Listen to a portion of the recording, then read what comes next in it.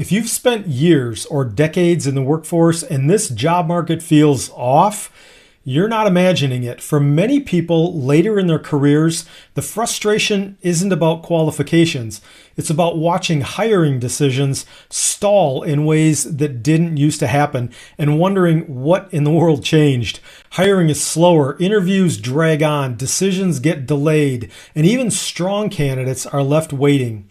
That's not a reflection on your ability.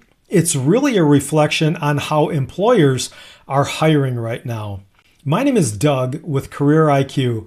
I'm a recruiter, a career coach, and a business leader who's helped thousands of people land jobs and build careers that they love. My focus is on helping people who have years of work experience make smart moves in what is a complex job market.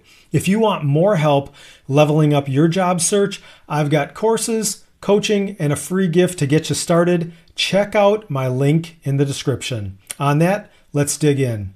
Right now, many employers are pretty cautious and avoiding risk when it comes to hiring, and that mindset is actually shaping everything from job postings to interview processes to why strong candidates keep getting passed over. Why does it seem like employers are afraid to make a move?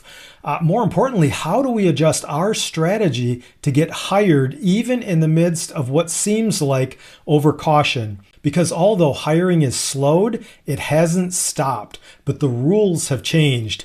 This behavior isn't just random, it's really structural and in many cases intentional. Let me explain. There are really several main influences that are impacting this dynamic right now. Let's unpack them. First, and let's be honest, companies are always focused on their P&L or their profit and loss. In our current economic landscape, many businesses are hyper-focused on P&L and not so much on building teams.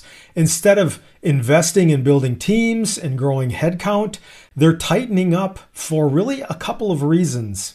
Number one, because of uncertainty and dropping sales and revenues. Some companies are feeling the pinch and consequently they are cutting costs. In healthy markets, hiring is often viewed as an investment. In a strained economic scenario like quite honestly we are in right now, hiring can be viewed as a liability, which leads us to point number two. At this time, quite frankly, a number of companies aren't cutting costs because of a lack of profit or maybe even a fear of the future. They are making plenty of money. They're positioning for their shareholders, and they're keeping what is typically the greatest expense, and that is headcount at a minimum. And they're really looking at restructuring with AI and automation whenever possible. And this leads us to how this unfolds behind the scenes for you when you're dealing with a hiring manager or hiring teams. When companies are operating with tighter budgets and increased oversight on headcount, the approval process and the accountability for hiring outcomes becomes substantially more monitored. In practical terms, it means hiring managers feel that a wrong hire could reflect on them personally. And they're, quite frankly, also concerned about hanging on to their own jobs. Instead of thinking, who's the best person, they may think, who is the safest person to explain internally? That environment can reward predictability or safety over perhaps capability. People with broad or nonlinear backgrounds or those who have changed roles or industries over time might not immediately communicate what they feel is predictability.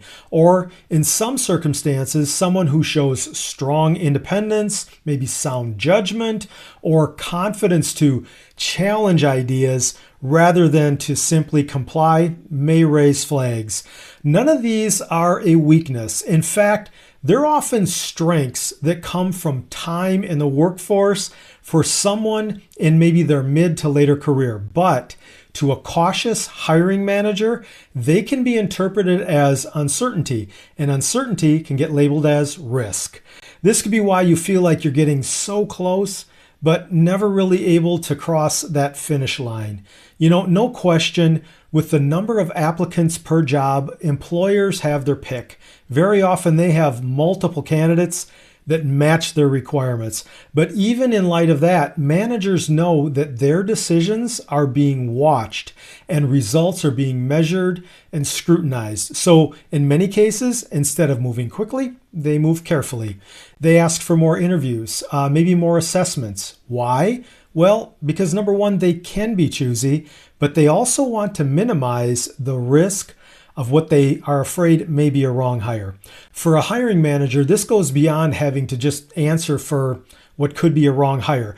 Bad hires are always expensive, but right now it can be amplified because many teams are already running extremely lean and there's less margin for error. They may have less time for ramp up or maybe learning curves. Because they're being squeezed so tight, the manager who hires a wrong person today doesn't just lose time. They may actually risk missing targets or being viewed as someone who has poor judgment. And this can be one reason why you may see job descriptions that read like unicorn wish lists. Here's an important paradigm shift we need to consider. We need to think about how we not only present ourselves as someone who is a high value candidate, but also position ourselves as a low risk decision.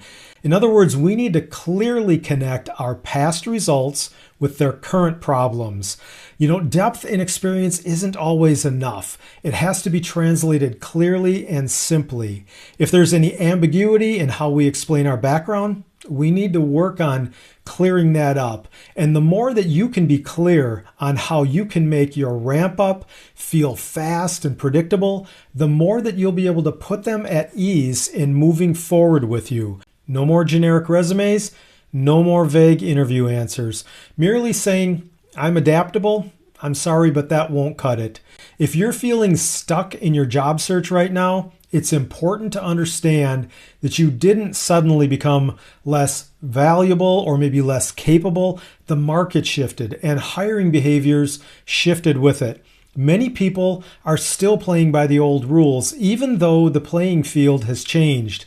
Risk-averse doesn't mean no hiring. It means that we need to understand what's happening behind the curtain and then strategically respond. While you're here, drop a comment down below and tell me about your experience and what you've learned. I'd love to hear from you. And if you've found this helpful, hit the like button, subscribe, and maybe share the video. And once again, if you're looking for more direct help in your job search, check out my link to my website in the description. Until next time.